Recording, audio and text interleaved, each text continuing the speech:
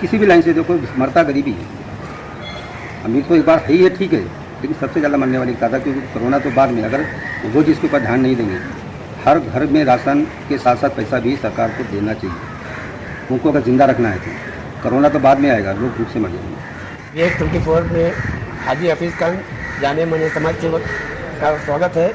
हम बात करते हैं, आज पिछले मार्च के महीने में लॉकडाउन लगा था और अप्रैल का महीना फिर चालू, 1 साल होने के बाद बर्थडे मनाया गया 22 मार्च को। लेकिन जो हालात पहले थे उससे बेहतर बुरे हालात इस समय हैं और सरकार जनता को कोई सुविधा देने को तैयार नहीं, फिर लॉकडाउन लगाने की बात करती है।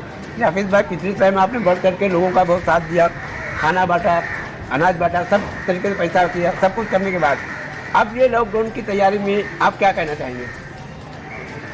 तो सरकार जो भी कहती है और जो भी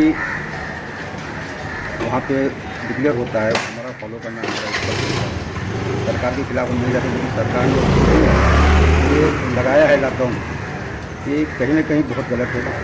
सरकार किसी की भी सरकार हो, बीजेपी की हो, शिवसेना की, कांग्रेस की हो, किसी की आज मोदी की सरकार है, तो आज इसके जिम्मेदार हो सकते हैं। जो जनता ने वोट देकर भी उनकी सरकार को लाया, उनको चुन के लाया, आज वही जनता भूख से मरने को तैयार है, भूख की कागार पे।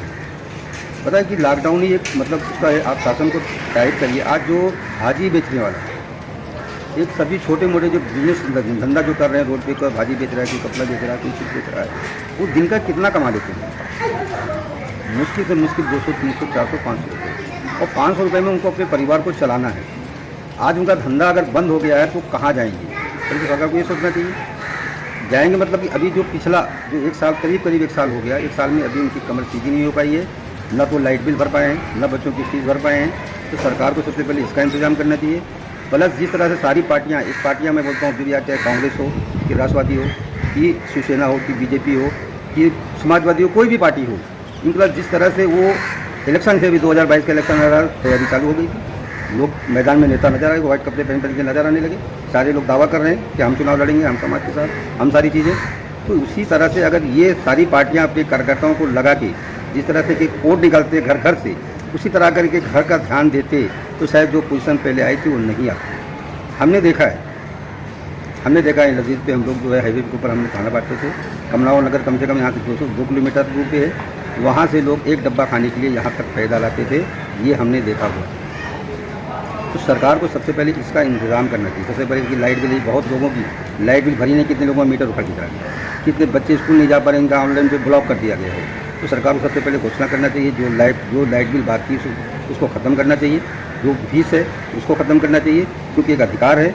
जनता की मांग थी, पहले भी मांग थी, जनता की आवाज़ तो सरकार के कानों तक गई नहीं। जबकि उद्धव जी ठाकरे आदरणीय बाला साहब ठाकरे की परिवार से महाराष्ट्र की जनता को हमेशा एक उम्मीद रहती है, और जिस पे हमेशा आदरणीय बाला साहब ठाकरे खड़े हुए हैं, और लोगों को उद्धव जी से भी काफ़ी उम्मीदें थी, उद्धव जी हमारे लिए कुछ करेंगे, लेकिन कुछ किया नहीं। कहीं ना कहीं महाराष्ट्र की जनता के में इसका एक रोष है, एक उनकी से ना उनकी मांग पूरी होने की वजह से कहीं ना कहीं वो माइनस पॉइंट में जा रहे हैं। तो इसके लिए उद्धव जी को ये चाहिए कि जितने उनको राशन, खाने पीने का इंतजाम करना चाहिए।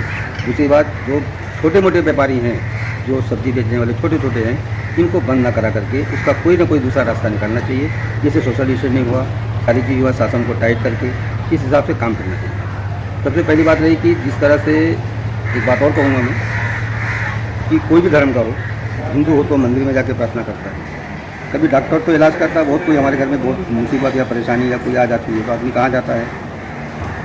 भगवान के, अल्लाह के घर में जाकर के दुआ करता है, और हर कुछ इन लोगों ने पहले बंद कर दिया, दुआ का रास्ता ही बंद कर दिया है। अगर एक हिंदू होगा तो मंदिर में जाएगा, वहाँ भगवान के सामने प्रार्थना करेगा। एक समझ लो हमारा क्रिश्चियन होगा तो चर्च में जाएगा, मुसलमान होगा मस्जिद में जाएगा, सब हाथ मुँह धुलेगा, बाकायदा वो करेगा, सामने हाथ जोड़ेगा या दुआ करेगा, पूरी आवाम के लिए जनता करेगा, पूरी इंसानियत जात के लिए दुआ करेगा। वो रास्ता तो इन्होंने बंद कर दिया है, जबकि ये बंद नहीं करना चाहिए। इसे किसी हिसाब से सोशल डिस्टेंसिंग के हिसाब से इसको चालू रहना चाहिए। अभी रमज़ान आ रहा है, रमज़ान के महीने में बरकत का महीना है, हो सकता है कि अल्लाह ताला इस महीने की बरकत की वजह से अब वबा से निजात मिल जाए और अल्लाह हमसे नाराज़ हो, भगवान हमारे से नाराज़ हो, हमारे जो कर्तव्य, जो हमारी जो सारी वो हैं गुनाह, जो हमसे जो उठते बैठते हो रहा है। आज बहुत सारी चीज़ें हैं जो दुनिया के अंदर नहीं होना चाहिए वो हो रहा है, क़यामत के आसार नज़र आ रहे हैं। यानी कि आपको लगता है अंधविश्वास के ऊपर ज़्यादा विश्वास चालू है और भगवान के ऊपर से विश्वास उठ गया है। दूसरी बात है कि ये आपको सवाल करूँगा, सबसे बड़ा नुकसान स्कूली बच्चों का है, जो बेचारे ऑनलाइन पढ़ाई करने के बाद भी उनका पास होने का जो मन था वो एकदम निर्बल हो गया, टूट गया है। बिल्कुल, बच्चे एकदम निराश हैं और अभिभावक भी नाराज़ हैं। किसी तरह उन्होंने मेहनत करके ऑनलाइन एक मोबाइल, जो आज एक गरीब आदमी के लिए मोबाइल, सादा मोबाइल लेना उनके लिए बस की बात नहीं होती है, किसी तरह से उन्होंने एक बड़ा मोबाइल की व्यवस्था किया, फीस भरा, कर्जा लिया या अपना जेवर बेचा, जो भी किया करके उन्होंने फीस भरा। आज पूरी तैयारी हुई है, तो सबसे बड़ा नुकसान तो आज मतलब गरीब जनता का ही है, चाहे वो स्कूल लाइन से देखो कि धंधे लाइन से देखो कि किसी भी लाइन से देखो, मरता गरीबी है। अमीर तो एक बार है ही है, ठीक है, लेकिन सबसे ज़्यादा मरने वाली तादाद, क्योंकि कोरोना तो बाद में, अगर वो चीज़ के ऊपर ध्यान नहीं देंगे, हर घर में राशन के साथ साथ पैसा भी सरकार को देना चाहिए। उनको अगर ज़िंदा रखना है तो कोरोना तो बाद में आएगा, लोग भूख से मर जाएंगे।